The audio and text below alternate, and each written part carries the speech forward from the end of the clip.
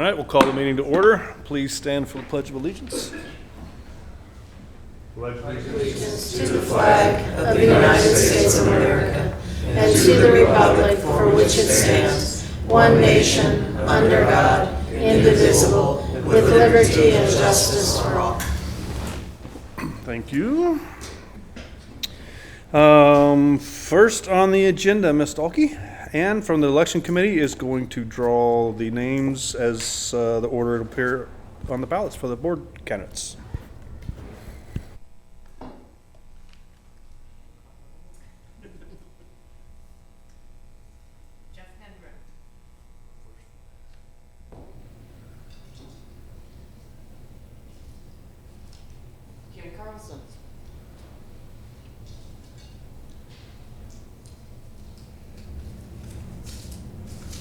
Dave Armstrong.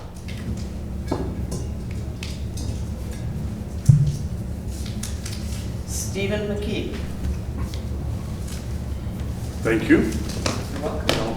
And if you could confirm that the Elections Committee reviewed all applications and they were all approved. Yes. Thank you. Okay. Thank you, Ann. You're welcome. Okay. Approval of the minutes from the January 22nd regular board meeting. Thank you, Bob. Sandy, thank you. Anybody corrections, questions? Good. I need to mention also Jackie, she zoomed in, no? Jackie, Director Gaines not here, and I do have a proxy. So all in favor? 9-0, thank you. The next is our February 19th work session. Motion, please. I make a motion approving the minutes from the February 19th board work session. Thank you, Kathleen. Second. Thank you, Jeff. Any corrections, questions on those? No? All right, all in favor? 9-0, thank you. Next is the Joint Advisory Committee reports. I have rec and lakes. and lakes, okay. We had two members attend, two members speak on behalf of multiple members that are active in the tennis community. They were concerned about rumors that pickleball lines would be painted on the tennis courts at Kingsdale.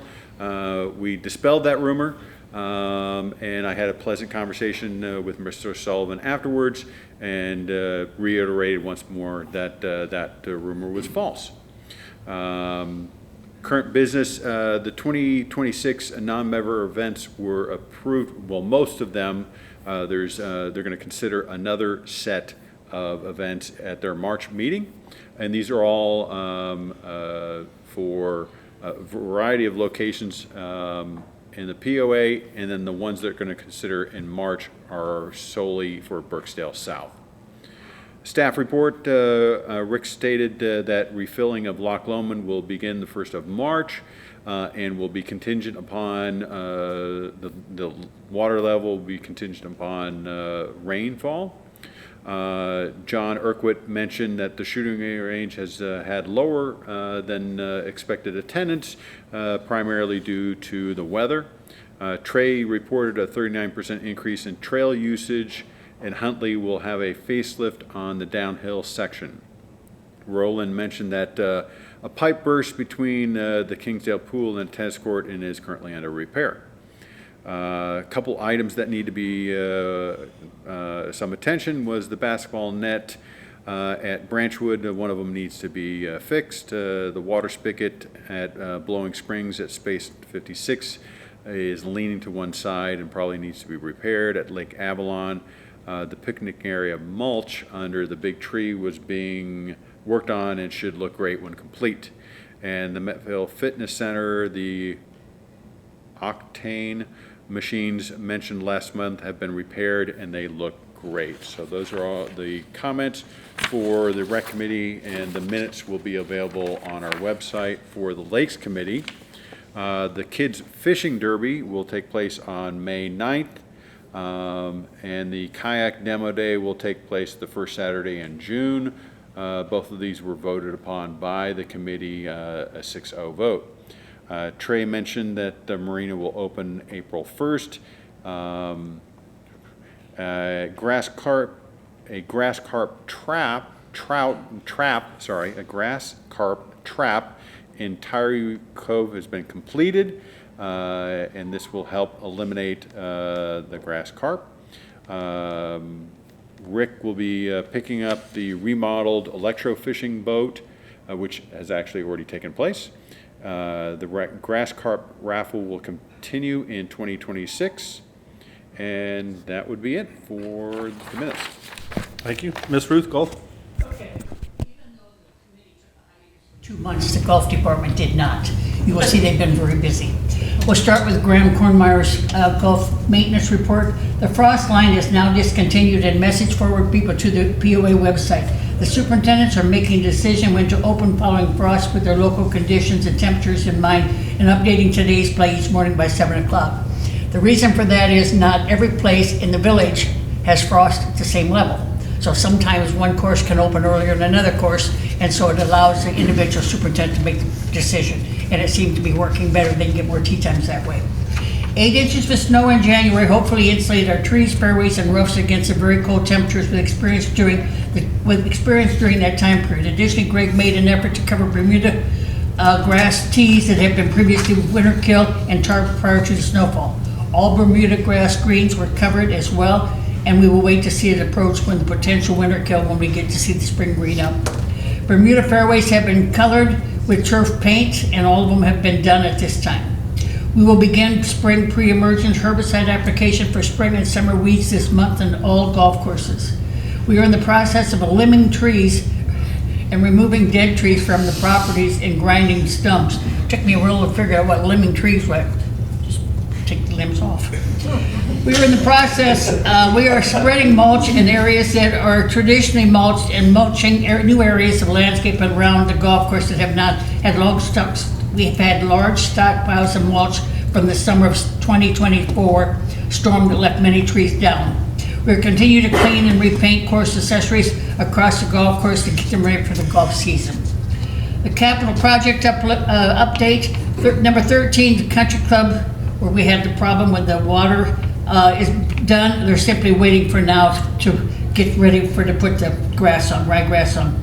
Kingswood, failing drainage culvert replacement. Shane has installed a new culvert pipe on number 11 and 10. Culverts on 8 and 9 remain to be replaced. Kingswood green fans on 5 greens. He's ordering the parts and hopefully they'll be done by March. Nursery green at Highlands. Greg has finished installing new greens to mix the nursery greens in hopes to plant some bent grass in late February or early March. And the driving range at Scottsdale, they have been removing all limbing up the trees and left-hand side of the tee to provide the sunlight to the area. And Mac Division is beginning reshaping the driving, and they hope to have the project done real soon. Daryl has been busy as well. January was a strong month for golf rounds when courses were open, largely driven by unseasonably warm temperatures early in the month. Later in the month, however, we had an impact of extremely cold and snowfall, resulting in 13 days of course closure. The cave booking numbers will be tracked on this report. It should be noted that each booking represents 4 players at average. The golf rounds were up. They ended at 5,565, up more than 3,005 over last January, and up 2,400 over last January. The members, the guest rounds ended at 1,109, up over 600 from last January. The cave bookings were 114 bookings, times 4 or more. Range buckets ended the month at 3,123, up by 2,378 over the past year. Okay, down to the nitty gritty. We have some exciting news. Dave Armstrong presented a check of $10,000 to the Hannah Hillier for the Futures Cup event that was held in October. Dave expressed a gratitude to Charlie Powell and Bob Wappert and the Futures Cup team captains, and also acknowledged contributions of the golf operations staff, Megan, Vaughn, Hannah, and Daryl Muldoon, their efforts to support this event. The Future Cup Academy will allocate the donations toward the golf program, high school scholarships, academic ambassadors, and golf equipment for academy students. I express appreciation for Hannah for her outgoing and ongoing dedication for advancing junior golf in Northwest Arkansas. It's a heck of a good place to start. Next up, the maintenance we have online, and committee asked about removing trees around the golf course, potential impact on future play. And that's going to be discussed further as we go along the year, because some trees makes a big difference on how the hole plays, some it doesn't, so they'll take a look at that. Daryl Muldoon announced that the Golf Expo will not be held this year due to sustained decline in participation. Golf organizations are encouraged to register for inclusion in the digital golf directory, which will also be online. After completing a comprehensive list of activities for the 2020 events for 2026, Alex announced that they will have reduced some of the high school golf events to allow for more play for individuals. Guidelines regarding golf cart usage on par 3 holes. It was brought to our attention we need to look at that. We did. Daryl Muldoon noted that half of the par 3s are too steep for safe carts off the path, citing safety concerns. His research indicated 92% of golf courses require golf carts to remain on cart paths for all par 3s. Ruth Hatcher commented that several lengthy less steep par 3s currently permit players with blue flags, handicap flags, to be driven on. Graham commented that excessive golf cart traffic and the negative impact to turf health. Several committee members expressed concern of allowing golf carts on par 3 holes for safety and liability issues. We called for a vote, and it was unanimous not to allow golf carts off the path on par 3s, except for those with blue flags as designated on par 3s. Meeting was adjourned, and we will come back in March. Questions, comments? Financials, Beth.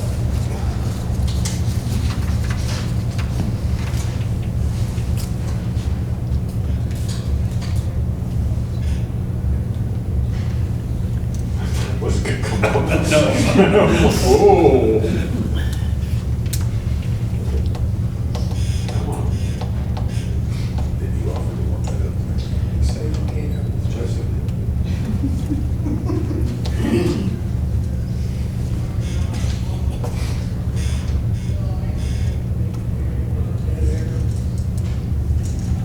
Supposed to have some filler in Could you restart it? There we go. All right. We are here to talk about January, the financial overview for January, and we're going to start with looking at overall, which is consolidated, both POA and water. Overall, January's EBITDA was $30,000, and that was better than budget by $105,000, $27,000 lower compared to last year. You're going to see a theme throughout this presentation of timing differences. It's the first month of a new budget year, so it's really hard to predict when a lot of revenue or expenses, a lot of different types will exactly hit during the year. So there's just inherently some timing differences that's associated with that. We're looking at operating expenses, you'll notice they were $168,000 better than budget. So $105,000 EBITDA better than budget, $168,000 of that is in operating expenses, and that's largely due to those timing differences, which we'll talk about as we go forward. It was also $222,000 more than operating expenses in the prior year. A good share of that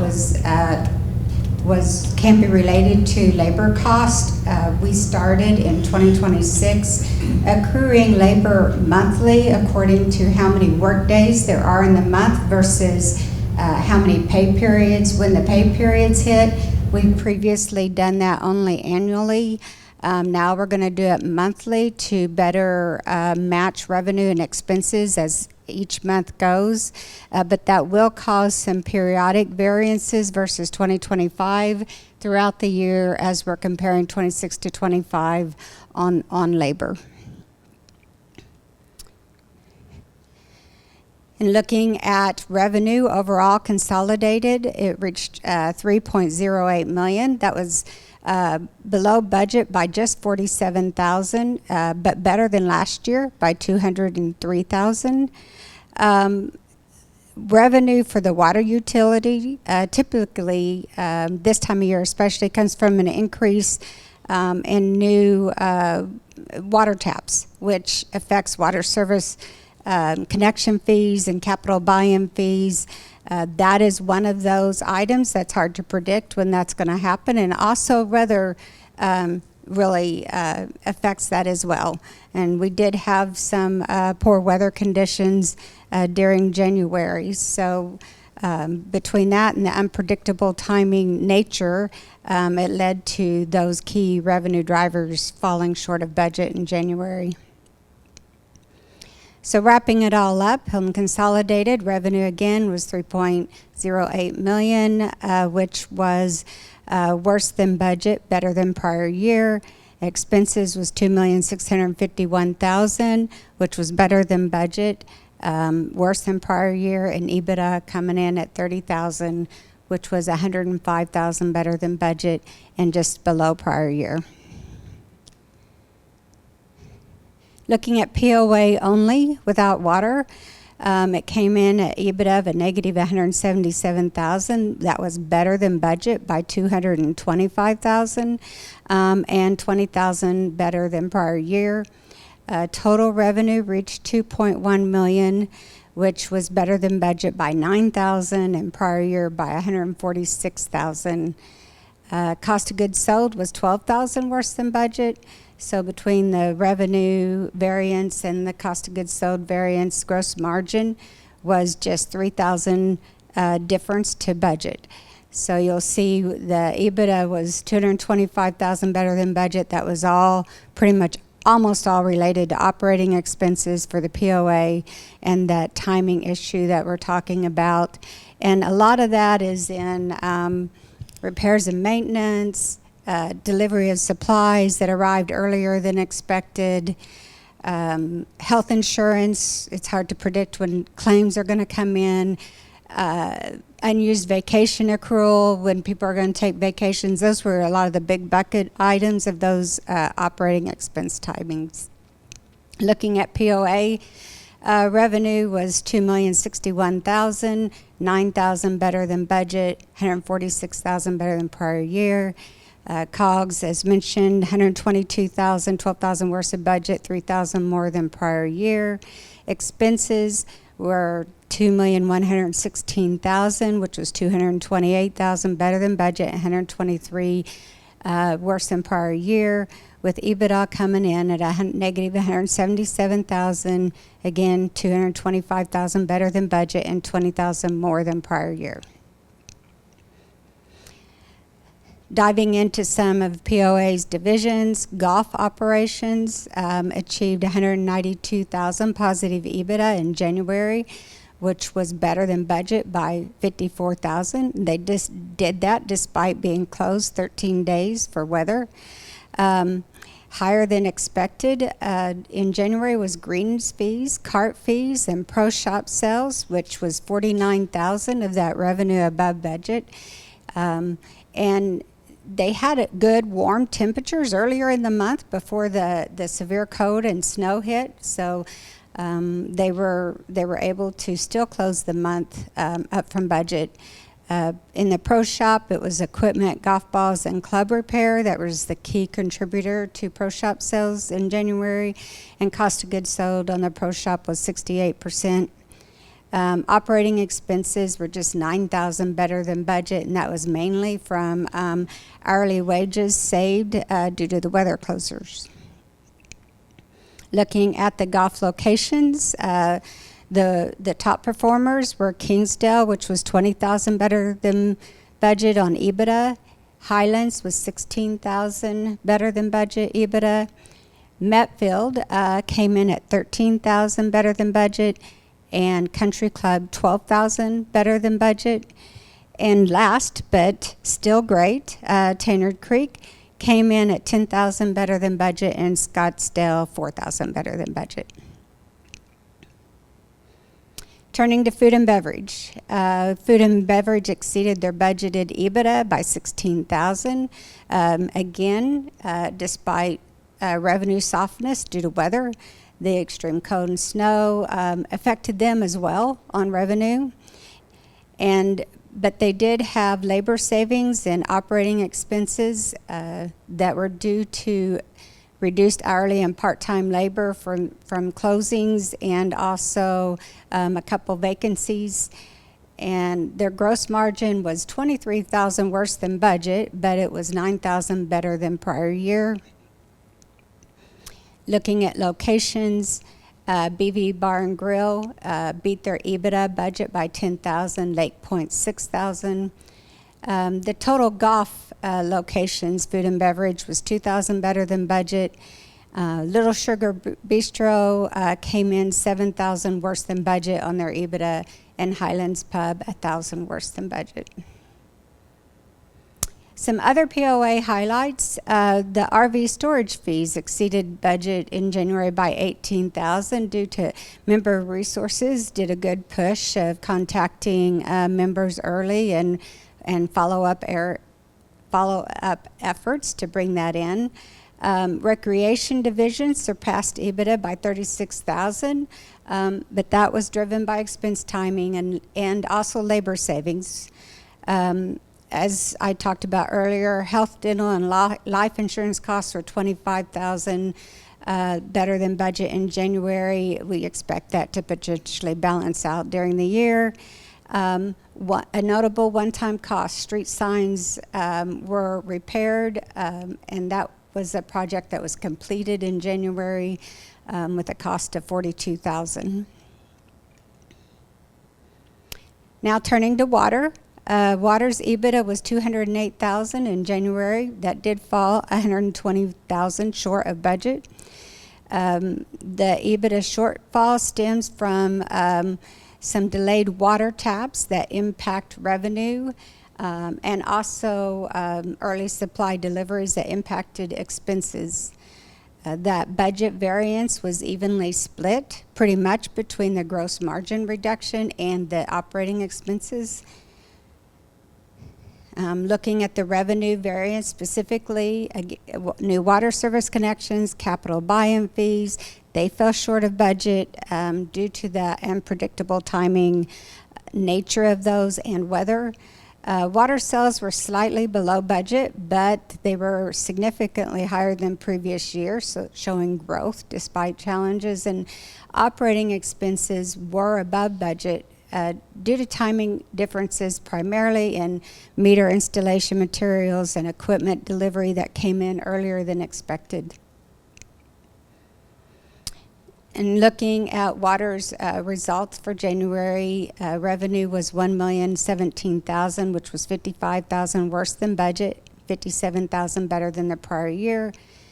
Cost of goods sold was $275,000, $5,000 worse than budget, and $6,000 worse than prior year. Expenses were $535,000, which was $60,000 worse than budget, and $99,000 worse than prior year. And EBITDA coming in at $208,000, which was $119,000 worse than budget and $46,000 better than prior year. Turning to cash and debt, the POA had $1.8 million in operating funds and $868,000 in reserves at the end of the month. The water utility had $3.1 million in operating funds and $3.6 million in reserves at the end of the month. The POA maintains a debt of $3.1 million to the water utility and $5.7 million in outstanding bank loans. Looking for expectations for the first quarter, we expect that volatility in operating expenses due to timing and also revenue and related to water taps to continue in Q1. Water taps also, recreation amenity fees goes along with that on the POA side as well. There was also, I didn't mention earlier, some timing differences in membership transfer fees that were down a little bit on the POA side. Golf and recreation activities remain sensitive to the weather, but they're currently showing positive trends. And management, we're remaining very focused on expense control and responsible cash stewardship. Looking at the one pager, on the left side is the by department EBITDA variances to budget for the month. You'll see that golf operations, golf maintenance, recreation, lakes and parks were all the best big winners for the month. Going down to worse than budget, water was the one that was worse than budget by the most in January. We've talked about everything on the right side. As always, there's more detailed financial information that can be found at our website at that address. Do you have any questions? Thank you, Beth. Open forum, nobody has signed up. I got it. Thank you. And no emails, correct?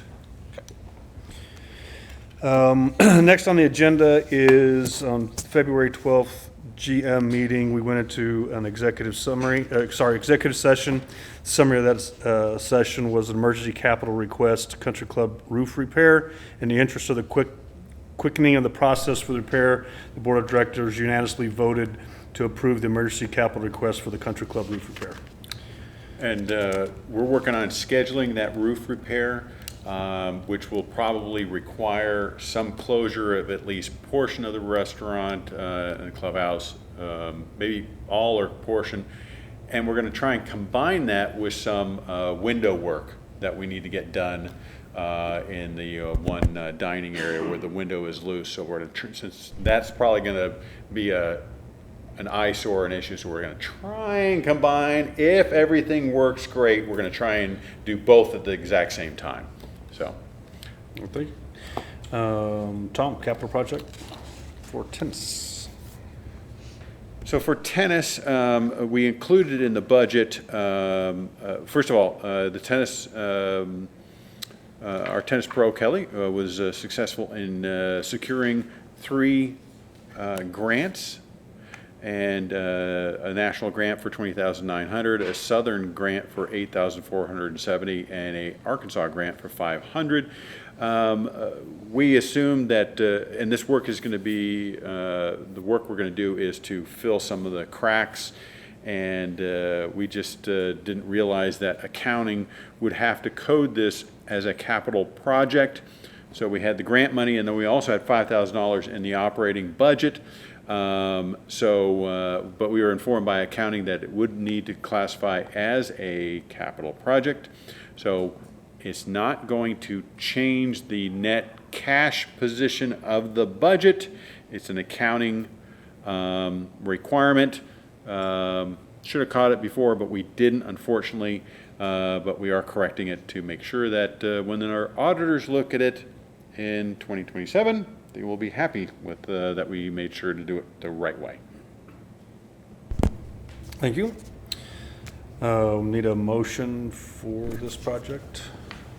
I move that we authorize a capital project of $34,870 for tennis court resurfacing, with the understanding that $29,870 will come from the grants and $5,000 from the recreation operating budget. Thank you, Jeff. Second? Bob, thank you. Any further conversation on this capital project? Go ahead, Bob. One question, do we have the current funds from the grants in our account, or will they be coming? We do the work, we show them the bill, then they give us the money. Okay, thank you. Anything else? All right, all in favor? 9-0. I want to back up real quick. Yep. On the executive session, the vote on the roof, you can actually see, we included in the board packet the suggested motion, which actually turned out to be the actual motion that was passed.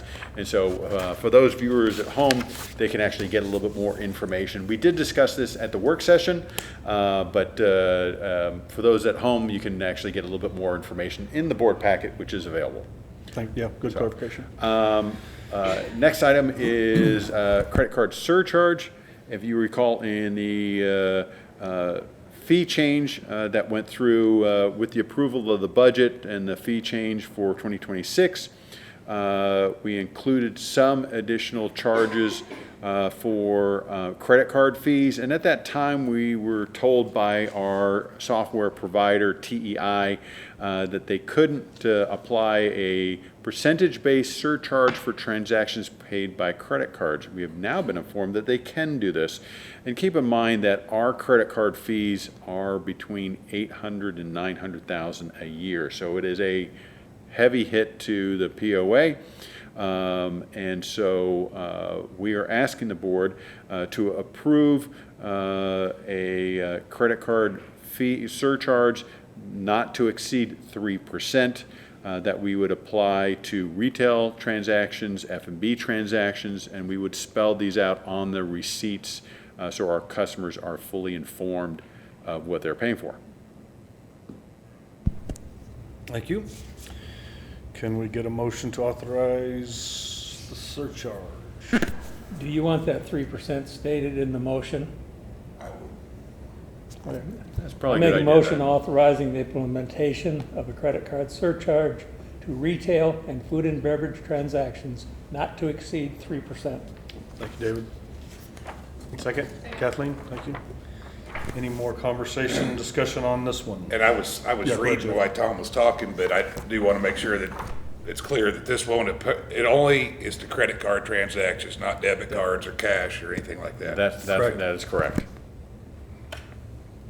Deborah? And we talked about this last week a little bit, but I just want to reiterate for our members that were not watching. Every establishment is hit with these charges. This is the cost of doing business. It's a pretty big expense to the business, and they're not going to be able to absorb it. The majority of businesses are adding this to their cost of goods and their operations, and so the customer is paying this regardless. They're just not aware, or it's not front of mind. The way we are choosing to approach this gives our members and our guests the option of using their credit card or another means of payments, and it is very transparent. Yeah, transparency, good call out. And also, another point, what was the number, Beth, last year, 700,000 roughly in? Closer to 800,000 that the POA paid out in credit card processing fees. Anybody else? Guess there's no free lunch. Miles to get. Yeah, those mileage cards, the money comes from somewhere. You know, everybody loves to use the mileage cards, but the money comes from somewhere, and the fees continue to go up, and so. Anything else? All right, all in favor? 9-0, thank you. The next item on the agenda is the second and final vote on the modifications to Policy 5.05, boat registrations and mooring lease agreement. I want to make it clear that these changes will actually kick in 2027, but we're making the changes now. Our member resources is informing people of these changes. We're trying to give as much advance notice as possible so that these changes are not a surprise to our membership next year. Thank you. Can I get a motion on policy 5.05 change? I make a motion to approve the suggested changes to policy 5.05, boat registration and mooring lease agreement. This is the second reading of 2 required readings. Thank you, Deborah. Second? Sandy, thank you. Any further discussion? We've talked about this one quite a bit. Yeah. All right, go to a vote. All in favor? 9-0. Thank you. That brings us to the end of the agenda other than announcements. Does anybody have anything else they want to discuss? Yeah, Bob? I just want to compliment Lake Point for their Valentine's Day dinner offering. The plate of food that was put in front of me was like I was at a buffet. It was fabulously prepared. The service was great. The cost was reasonable. For those that didn't have the opportunity to go, I would strongly suggest next year you make reservations because it was fantastic. Good deal. Yeah, we went to Neon Lights last night. It was kind of neat. So, doing a lot of cool stuff. Anything else? All right, we'll go to announcements. The next Recreation JAC meeting is Monday, March 9th at 4 PM in the boardroom and live stream, and they will all be that way unless otherwise noted. Lakes JAC meeting is Wednesday, March 11th at 2 PM, followed by Ruth's Golf JAC meeting Wednesday, March 11th at 4 PM. Board of Directors GM meeting is Thursday, March 12th at 2:30 PM in the boardroom, and that is a closed meeting. The first Meet the Meet the Candidates night is Monday, March 16th at 6 PM, and that is at the Bella Vista Recreation Center. Board of Directors work session is Thursday, March 19th at 9 AM. The next Board of Directors regular meeting is Thursday, the 26th of March at 6, and the Board of Election begins. The election of the board begins April 13th, and the ballots will start arriving via mail and email. And once again, anything else? If not, we're adjourned.